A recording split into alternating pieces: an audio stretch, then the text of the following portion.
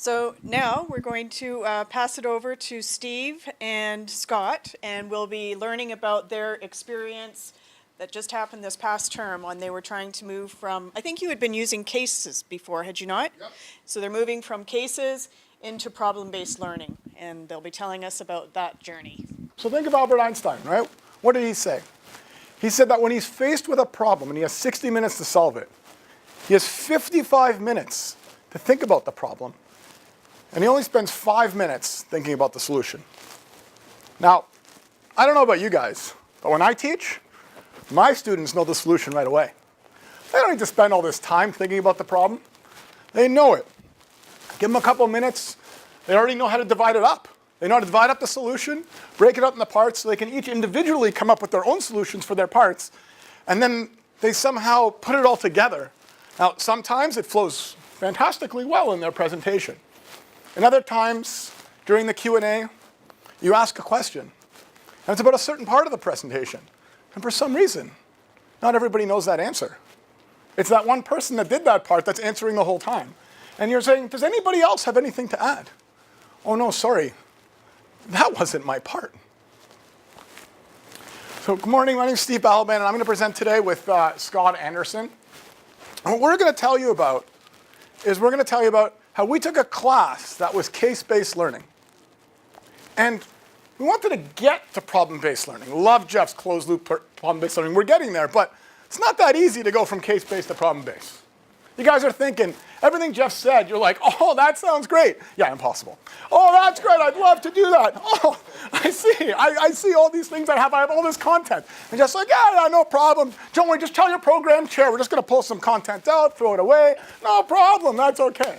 So I'm here to tell you, it is possible. I still work here, so it's possible. So what I did, with Scott's help, and a lot of people at School of Economics and Finance, is we added problem-based modules to the case-based course. Now, before we tell you exactly what we did, let's remind you why you're here. Let's remind you why you signed up for this course. Remind you why we're even looking at problem-based learning. So the world's changed since most of us have been students. Today's students, when they have a question, when they want to look up a fact, take out their phones, they go to Google, and there's your answer. Now, it's not even just any question. It's not even just any fact.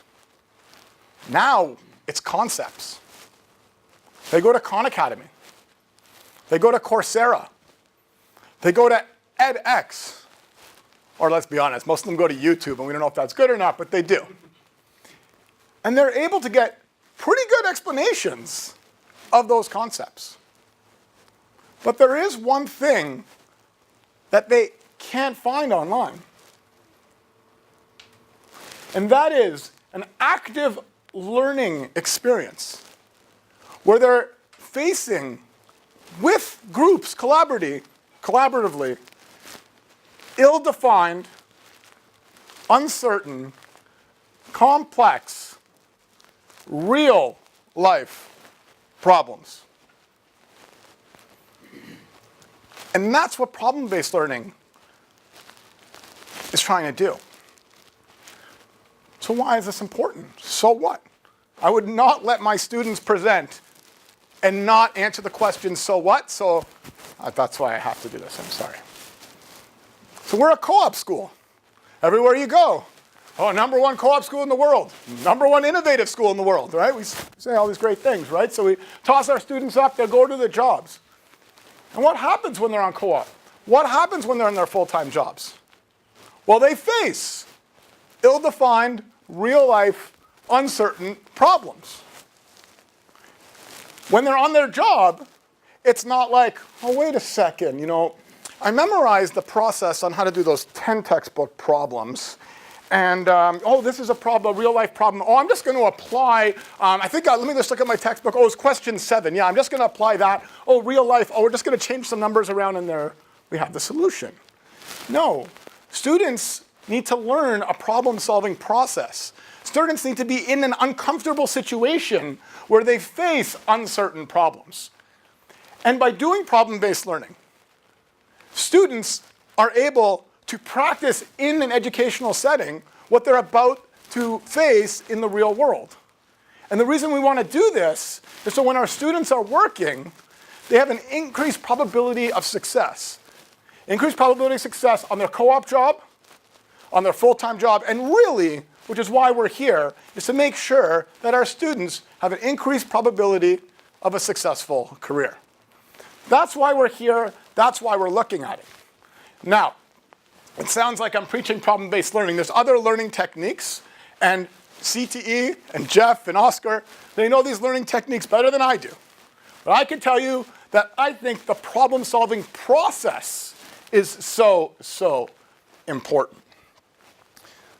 So now it's what I'm here to speak about with Scott, is we are going to tell you what we did to bring this case-based learning program, so case-based class, into a problem-based class. And Scott, please interject anytime. You know, I get excited when you guys probably realize, I get really excited when I speak. But we couldn't have done this without the help of CTE. Scott was instrumental, sat in all the classes, acted as a tutor when we were doing the problem-based model for my private equity class. So please add anytime. So we had a class, we had 40 students. So what we did is we had 7 groups for our problem-based modules. So class is 24 weeks. We did problem-based module number 1. Was 24 classes. Sorry? 24 classes. Thank you, Nancy. Sorry. So class was 24 classes. So we did 2 classes for problem-based module 1, and we did 4 classes for problem-based module number 2. And to create these modules, we used what we did last year as an assignment and as a final project. Okay? So problem-based module 1, the assignment from last year was about a family that had $150 million to invest. Now remember, this is a private equity class. Okay? So the family was currently invested in a certain way, and the purpose of this assignment was to tell them to invest in a different way. And so that's just the basics of it. Okay? The second project was the students had to act as a private equity firm, so basically an investment firm. We were able to get a private company to donate their data to us. So the students had to pretend to be a private equity firm. They had to evaluate the firm, say the price they want to buy it at, say how they would increase the value, and then say what their exit plan would be to sell it, to bring it public, or whatever. And to do that, there's many things that they would have to look at, including building a leverage buyout model. Okay, so just to recap, problem-based module 1 was a wealthy family coming in looking for help.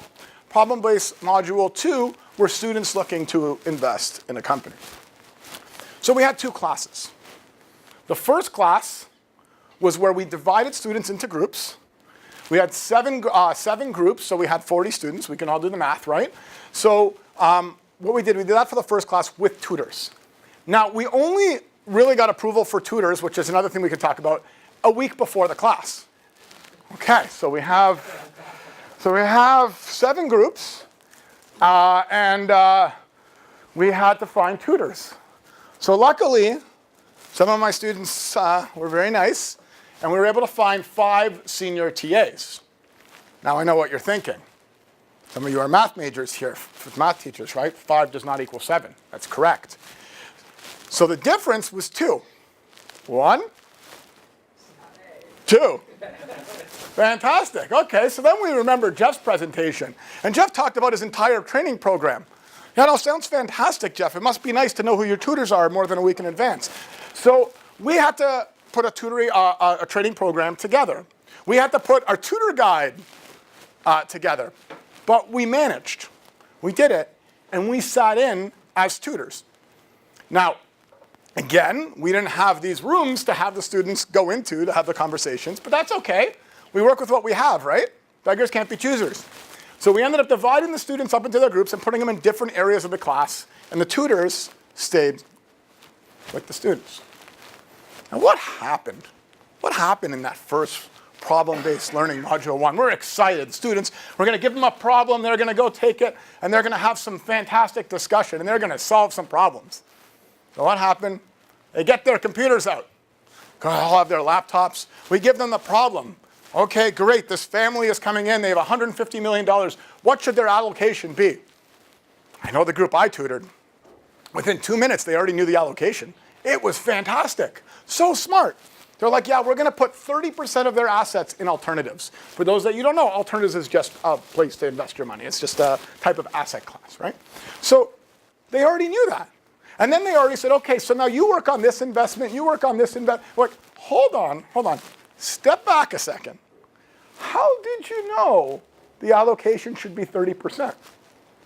And then, of course, there was an answer that had not very much backup. Said, oh, really? Should we maybe think of that? Is there anywhere we can look to maybe figure out what that allocation should be? Maybe we should discuss it a little more. No problem. Students went back to their computers individually, and they started researching. Now, after going back and forth as a tutor, we finally got the students to have a really good discussion. A really good discussion that were asking questions about the family, that were asking questions about what the allocation should be. And they ended up with a pretty good solution for their next class, which was the presentation. But we learned from this. So when we started Problem-Based Learning 2, just like Jeff does in his tutor sessions, no computers, no phones, no technology. And with Scott and Kyle came up with this idea, which was fantastic. They brought in chart paper, brought in markers. We had whiteboard markers, and we divided them amongst the class for that first class of Problem-Based Learning 2. And while after Problem-Based Learning Module 1, there were some doubts. Is this really the best way to do this? I remember doing the assignment, right? Maybe having them go home, maybe they talked to each other, they handed something individual. Maybe that was better. We're kind of having these doubts. Is problem-based learning, is this working? But then there was that first class of Module 2 where they didn't have to use technology. And we got to watch them talk about the problem. We printed out everything for them, just like Jeff was saying he did with his tutors. And we got to watch them face a problem. We got them to look to try to solve a problem. What are the different ways? What do we know? All those steps that Jeff had on problem-based learning, these guys were following. It was fantastic to see. It reminded me of what people actually do in the real world. People actually talk about problems. People go around a meeting room and they don't all take out their computers, right, to research stuff in a meeting. They talk. They try to solve problems. And that's what we saw. And so we had a second session, okay, where they were now able to use their computers to go to the next step, and then they had their presentations. So we had Module 1 and we had Module 2. And we're going to go into more detail in a second. But overall, based on our experience, really in that one class, even though I told you we had 6 classes, that one class showed us that problem-based learning, for us, can probably work. And so by testing it in this module form, we're confident that we're ready to go to the closed loop model that Jeff did. And we're going to be doing that, planning at least, to do that in the summer. Now, stand up here, I smile a lot, I tell you everything was great, rah. But of course, when you try anything for the first time, there's lots of, what's the word we use? Learning opportunities, right? Lots of learning opportunities. One fantastic learning opportunity was the quality of tutors. We had some of our top students. They knew the material, they were excellent. But there was a problem. We didn't have enough time for the first problem-based learning module to train them properly. We trained them for they showed up 3 hours before class. We had a 3-hour session, and we got them. And they did the best they could. But it's not just on training the content. And I know Jeff's talked a lot about this when we've talked in the past. It's about training them on facilitating, training them on not jumping in all the time, training them how to make sure that the group is collaboratively working. And the other problem was the TAs that we were able to get, they had co-op jobs in the US. So so problem-based learning 2, we had to get new tutors. So we didn't have that learning from number 1, right? So we now know for when we're trying to do it full version, do it in the spring, so in the winter we have time to figure out who the tutors should be. You know, and then that's up for discussion, right? Do we have a definite answer for that? In finance, no. You know, luckily enough, Jeff was nice enough to let the four of us, me, Catherine, Oscar, and Scott, to sit in on some of his, on his lecture as well as his tutor session, and to watch the pharmacist be the tutor, the respect that they get, the knowledge that they have was fantastic. Are we going to be able to replicate that in finance? We're going to find out. We're going to definitely try. Are we going to be able to train them so they can answer questions just like that pharmacist was able to? We're going to try. And are they going to be able to make them facilitate? Well, that's where we're going. We're going to try. Are we going to make sure they're consistent? Because for us, they weren't consistent. It was problem-based learning number 2. So I was there with Scott and Kyle, another person from CTE. We're standing on the side. And we have one tutor who is just doing a fantastic job. Right? He was going and he was sitting, he was facilitating, kind of what you should be doing. Then we had another tutor who was holding the learning objectives. And they were like, is this on it? And he's like, I can't tell you, keep going. Is this on it? And I'm like, Scott, I got to go in there, right? So I go in there, I say, oh, guys, what's going on? Or I ask a question. Oh, no, we're not supposed to do it. What do you think? Okay. I'm like, Scott, I think I got it. I think I got it. And we go, we stay on the side, we look at everybody. 5 minutes later, oh man, they're at it again. They're going to jump into that group again, right? So it's the consistency of tutors that's important. And the question is it fair to the group that didn't have the great facilitator versus, is it fair to the groups? So that was one challenge that we faced, that we learned from. Another one was what we did is we wanted to have consistency amongst these groups, right? Because we wanted them to learn from problem-based module 1 versus problem-based learning module 2. So we wanted to say, okay, this worked, this didn't work. We gave them feedback in between the modules. Okay, guys, what went well, what didn't go well? And so they were the same group.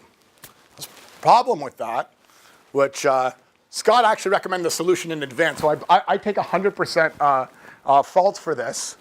I decided it'd be a good idea to give them a group mark. Not so great. Why? Because now you have these groups of 6 where a good chunk of their grade is based on this group, no matter what they're doing individually. So we have the people that are, I know probably none of you ever have this free writing problem because we all have students that really want to contribute every time they're in a group. But in the event that some magical person had these type of students in your group, right, they would really benefit from the structure. As well as those top students that are in other groups that for some reason just might not gel together or just might not be all the students that care about the course as much as they do. So going forward, we've talked about it, we would like to add an individual component.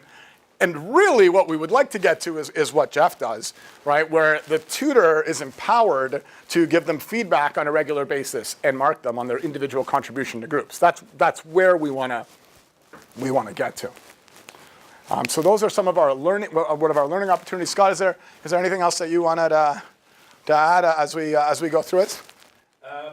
So yeah, I'll just add that so when Jeff was wrapping up his presentation, or he showed the model and he said, here's like kind of a bunch of caveats on the different stages of the process. Well, we pretty much did all of the caveats. So we didn't have students explicitly define the learning objectives. We had an idea, we had the kind of a roadmap of where they wanted to go, but the tutors and the students didn't explicitly write them down and come up with them as a group, and we would do that differently. It was also group, it was group work. So there were groups of 5 and 6, and then they came and they did a presentation on what they came up with, and they were graded as a group, not as individuals. So we had that free rider problem, And then there was also no reflection. So we didn't do any reflective process about their learning, and we didn't do any reflective process about what they did as a group in their group process. And that's something that we would change and address in the future as well. And it was also like just the cases themselves, like the problems that we gave them. One thing that really became evident to me was just the scope of the problem needs to be small enough that an individual could tackle it in 6 hours over the course of a week to be able to come back if we were doing it in the full, the model that Jeff was following. Otherwise, we'd have to, maybe tweak it a bit to be able to address that, to be able to do it over multiple classes. Because one of the projects was that you had used in the past was over multiple weeks, and we had it, in 2. Yeah. So there was some issues about time and time compression and just the scope of the problem. So that was some of the big things that we learned, and it was also just the space and the TAs, the tutors, that kind of stuff. But what Steve said about when we had no technology, it was a completely different situation where we were encouraging people to talk about what the actual issues, what is the problem, what do you know and don't know first before it's just gets all divvied up between people. So. And just to add on something fairly interesting, so the family investor, the first problem-based learning module, the assignment was fairly comprehensive when we did it the year before, right? And with the help of Scott and CTE, we actually took out parts of the assignment to make it more uncertain and more ill-defined. And I saw your student feedback. Yeah, that's kind of, we're like, okay, well, there's not enough information. We're like, yeah, that's the point, right? So we actually have to modify that assignment. And another thing going forward is because we put this together pretty quickly, we used the assignment in the final project from the last class.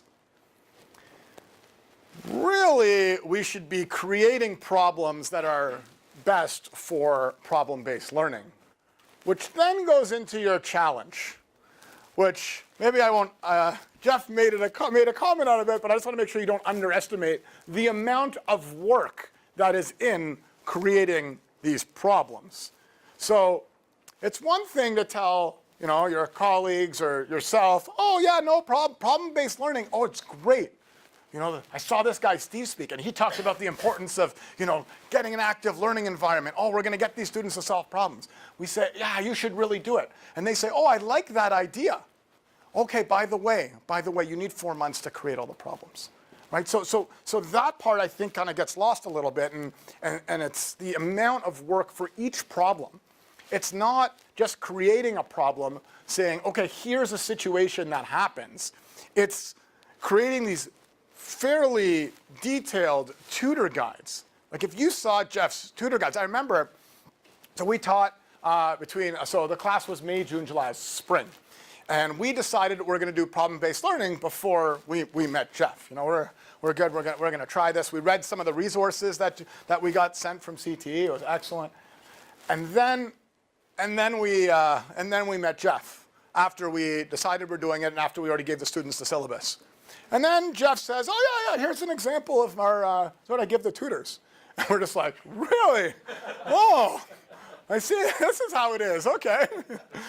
So we tried our best. We had I think our tutor guide was okay. It wasn't 11 pages, but it's not about how long it is, right? Well, yeah, so we ended up doing what we could, but it's a lot of work, especially to ensure consistency of the tutors. It's not just about the quality of the tutors. It's about the quality of the work that you put in for the tutors, the training, the foreseeing any issues. And maybe, Scott, I think as a tutor, right? So I don't know if you have any comments on that. So, we ended up in this situation where, okay, we've got 5 tutors and we've got this class coming up, and, I was happily available, but then I got parachuted in as a tutor for a finance class that, I really don't know anything about finance. And so this brings up a useful point about what Jeff raised about content expert versus non-content expert. I think you need to have really some background in the discipline or in the subject area so that you know if students are totally going off the rails, because I wouldn't be able to determine that with a lot of the terminology and discussion that was happening. I did my best, but really, I wouldn't be able to knowledgeably say you guys are way off base here. Let's bring it back to some other core, some core concept, and so. To me, I think that having some disciplinary knowledge base or knowledge base of what's being taught is key. And then the other facilitative stuff is fine. I was able to do that, but and I think we did okay. But that was a learning, that was a learning opportunity. May Yeah. I add another learning opportunity? How would you divide the groups? Because some students are bright, so they're active, energetic, and some of them. Okay, thank you. Yeah. So some of them they're really bright, they're active, but some of the students they don't talk that much. So let's say you have 6 students, 2 of them they're active, 3 of them or 4 of them they're not. Or you have a group of 6, none of them, they don't want to be involved that much. So how would you, especially if you want to assess them based on that? So how did we assign the groups, or how did we deal with the groups? How would you assign the groups at the beginning? And then when you see something, would you change the members of the groups? So we assign them randomly. Now, the question always is, and I know I've talked about it with multiple faculty, do we let them pick the groups, or do we assign them randomly? Now, there's pros and cons of both, right? So we let them pick the groups. What happens? The friends that have done co-op at the top jobs all come together, and then we end up with a group of 5 individuals that couldn't find a group, right? And that don't know anybody. So that's a challenge with letting them pick their groups. That being said, maybe there's analytics we have from our participation, from our other presentations, from other class, where we could maybe pick groups better.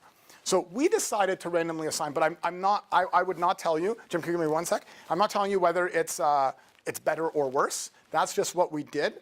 But under the model that Jeff does, which is where we want to go, the tutor does a fantastic job. And Jeff, please jump in, or Scott, jump in, or Oscar, if you have any thoughts. The way the tutor is trained is to make sure that the people that don't feel comfortable speaking feel a little more comfortable, and the people that dominate, I think, Jeff, you were saying, so when there's a dominant person, maybe I'll let you say it instead of me. When there's a dominant person and when there's someone that's a little more relaxed, I think you were telling me about that. So fantastic question, by the way, too. So we struggle the same thing, and we're going to probably get into some of the evidence of what's better or not. When I first did my groups, what I would do is I taught them in cardiology. So I knew them by the time I got to 4th year. I'm like, I know who's strong, who's not. So I sort of would randomize it, but then I'd pull out a couple people, you go here. And then I'd always have one student on co-op who'd work with me, and I would just ask them, is anyone dating anyone? And they broke up, I should know about in your class. And so I'd let them look at, that's probably inappropriate that I did that, but I didn't want any of that type of interpersonal stuff.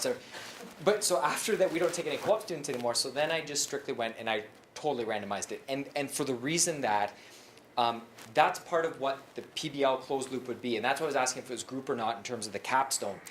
I think it's extremely invaluable. If one group happens to have 4 or 5 quiet people out of 6, that is such an important learning opportunity for those individuals to learn how to come out of their shell then, because healthcare backs in teams. So if they don't feel comfortable bringing up an issue that they find with the doctor, because I'm like, oh, I don't want to talk to the doctor, someone could be harmed. So what we do is the tutor then in the training, we say, how do you deal with students like that? One is through the reflection. So self-assess, and at the end of the show, how do you think you did?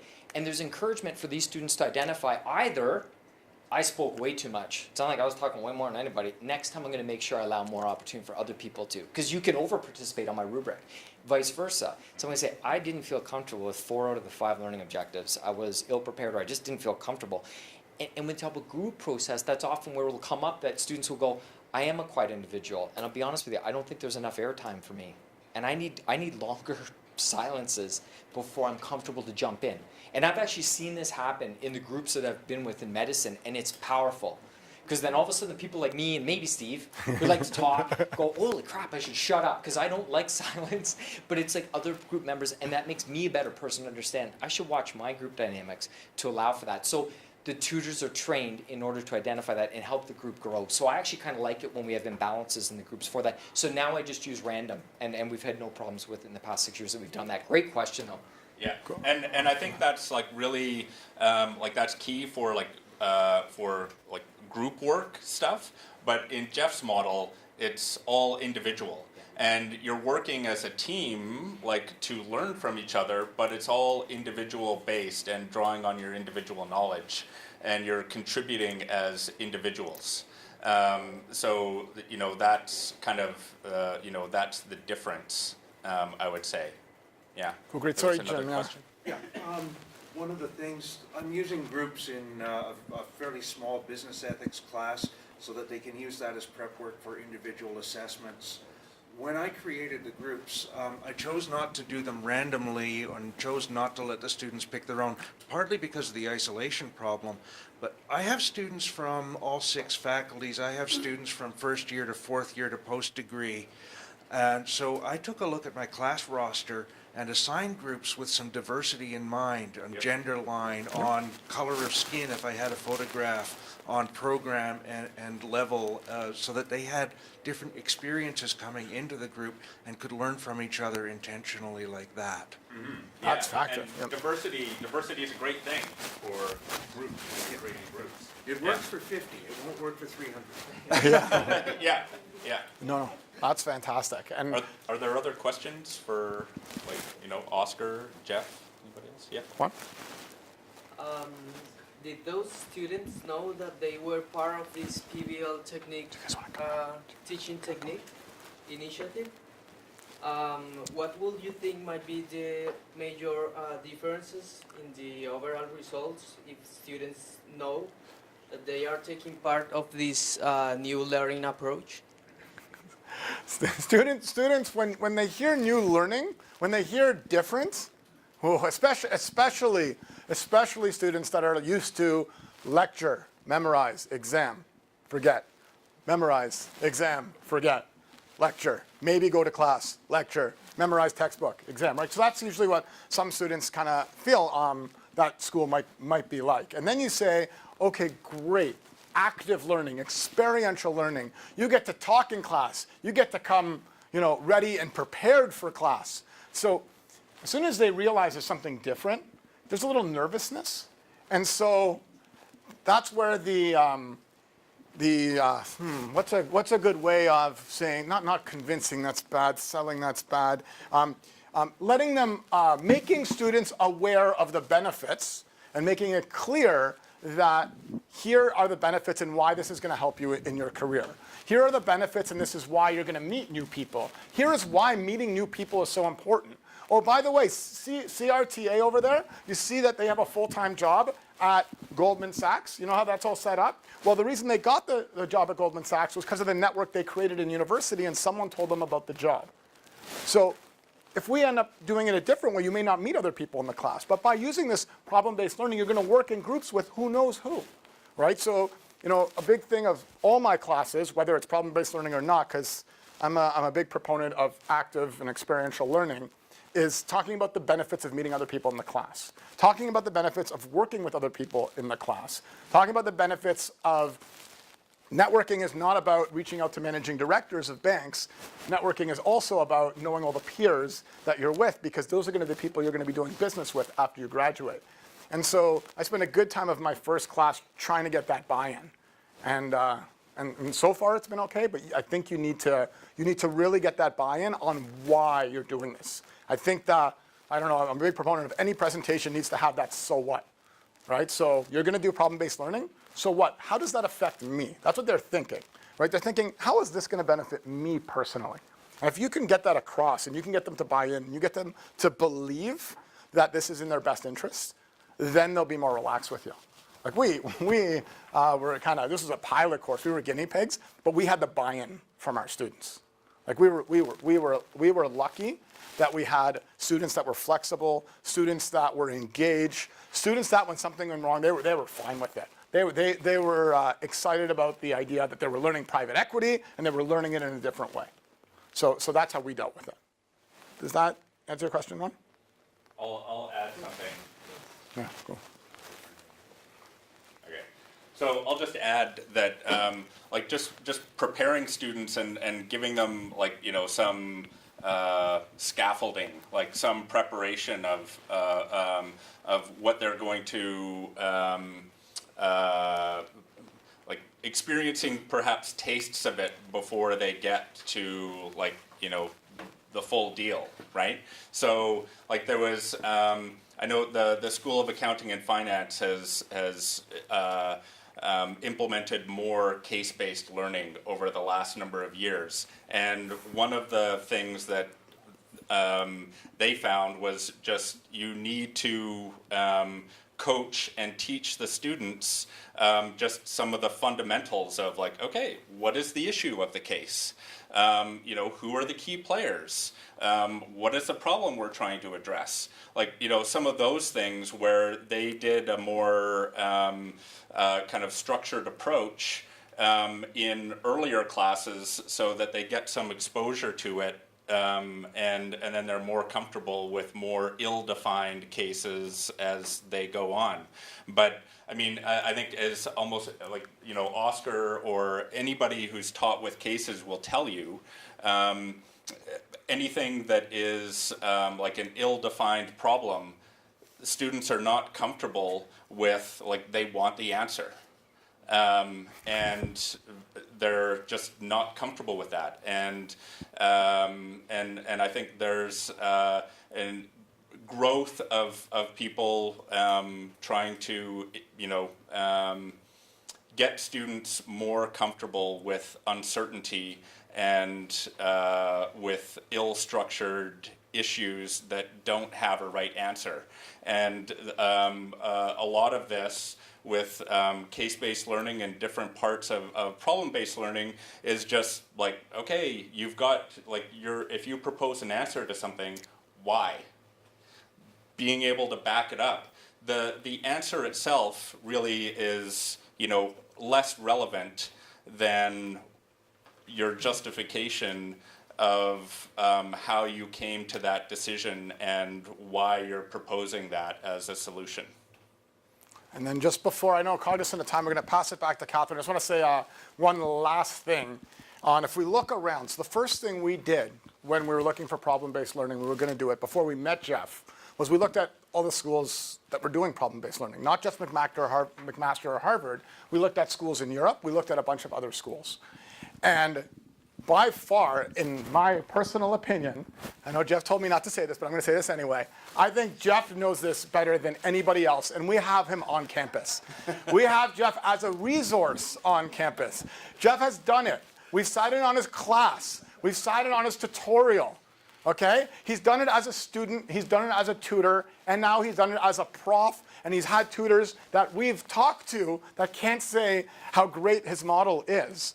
So the fact that we have access to someone of Jeff's caliber in this type of teaching should not be taken for granted. If you're thinking of doing this, sorry, Jeff, Jeff knows this better than anybody else in the world. We have that on video, right? In the world.